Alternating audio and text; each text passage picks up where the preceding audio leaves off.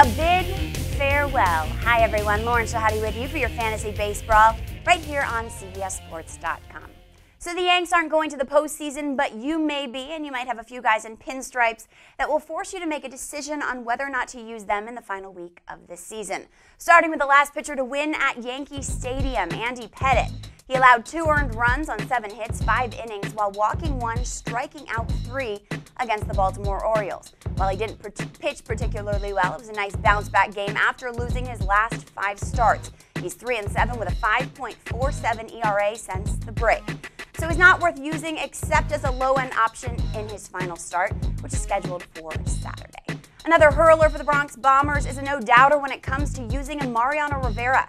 He came in for a non-save situation to shut the door on the O's, pitching a flawless 9th. He had 5 saves so far in September and is having one of the best seasons of his career. Not bad for the 38-year-old. Be sure to get him active.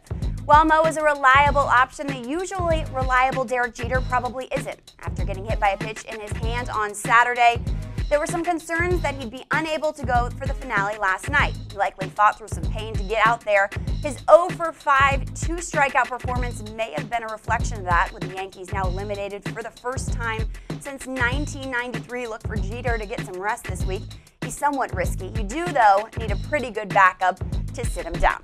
And lastly, HIDEKI Matsui played his final game in 2008 last night, going 1 for 3 with a single and a run. The slugger was putting off surgery until the team was eliminated. That time is now. Today, he will have his ailing left knee operated on instead of traveling with the team to Toronto. He finished batting .294, 9 homers, 45 RBI in an injury-plagued season. With those problems, he could be a good sleeper come draft day next year. On to some contenders, which include the Tampa Bay Rays, who clinched a playoff spot and are trying to win the AL East. Sitting at a game and a half up on the Red Sox. Great timing to get B.J. Upton. On Sunday, he played for the first time since straining his left quad on September 8th. He went 3 for 3 with a double and a walk. Upton looks like he'll be a safe start for the final week, with his ability for stolen bases making him a must-start. While teams looking to 2009 are trotting out recently called-up prospects to get some chances this week, the Rays are still living in the present. Yet, are doing the same. David Price will make his first major league start tonight against the Orioles. Skipper Joe Maddon has plenty of confidence in the first overall pick in the 2007 amateur draft. It's a gutsy call to start him this week, but if you had to do it for any rookie hurler, it would be for Price. This will be a good measuring stick for how he will stack up come next year's draft.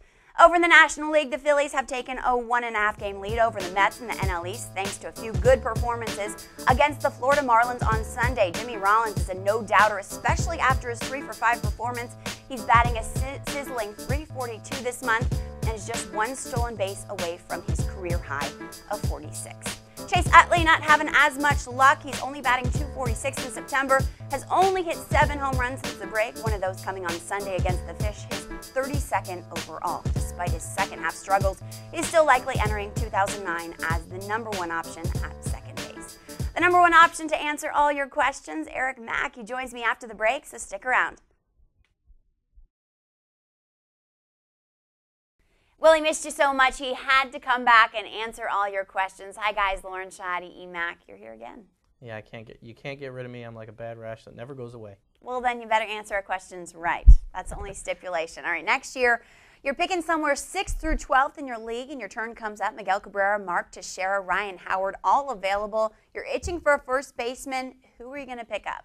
Well, I'm going to pick Miguel Cabrera. That's who I have #2 in my rankings behind Albert Pujols. To me, Ryan Howard's low batting average and his strikeout rate is just too risky to take in the first or second round in fantasy leagues. I would even take Mark Teixeira above him. Now, I know he is the absolute MVP down the stretch, and he's been a clutch player. But those strikeouts, you got to lop off 200 points in a head-to-head league, and then in a rotisserie, that batting average just drains you. Miguel Cabrera is going to hit .320, drive in 120 runs, hit over 35 homers every year, and he's going to do it even better as it gets to the 27-year-old age. You got to love Cabrera's second half. This next emailer loves Pablo Sandoval. I was disappointed not to see Sandoval of the Giants on your catcher ranking. He had a solid finish. I understand he's playing first and third, but he should still be Benji Molina's backup next year. Well, the problem with Pablo Sandoval is that he won't get enough games to qualify at the catcher position to be eligible there on draft day. In our website, we define the primary position as 20 games this year for next. So he could get 20 games at first base. Right now he has 15. So in the final 7 days he needs 5 starts or 5 games at first base. I think that's where it's going to go. I think he will be first base only on draft day. Now next year he will get enough games at catcher to become catcher eligible, kind of like Ryan Domit's breakthrough this season. But on draft day you probably won't be able to draft him as a catcher. But he does have long-term potential. Oh, yeah, the power in his bat is outstanding for any position, first base, third base, catcher, what have you. All right, you're 2 for 2. What about 3 for 3? Let's do it. Any truth to the rumor the Mets will look at Daniel Murphy as a second baseman in 2009? If so, where would Murphy rank? Yeah, Daniel Murphy is a guy the Mets are sending to winter ball to try at the second base position because they want to inject some life into the lineup. He's done it down the stretch in left field, but he's not really a guy that they want to have for next season as a left fielder because he's not going to really put up huge numbers. But at the second base position, he can put up decent numbers. He could hit 15 homers, hit 280, drive in 80 runs, score 80 runs, and he's going to do it with a good OPS. So if he is able to make that transition to second base, I would have to include him in the top 15 at the second base position. But you can't do that now. He's not going to play any games at second base down the stretch.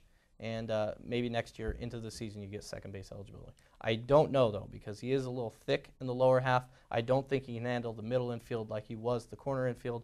He did transition to the outfield nicely, but that's a completely different ball of wax. Well, Eric, we are so glad you came back for one last segment. And you're so glad it's over. Of the season. No, I am not. We will miss you. Good luck this week. We'll see you next.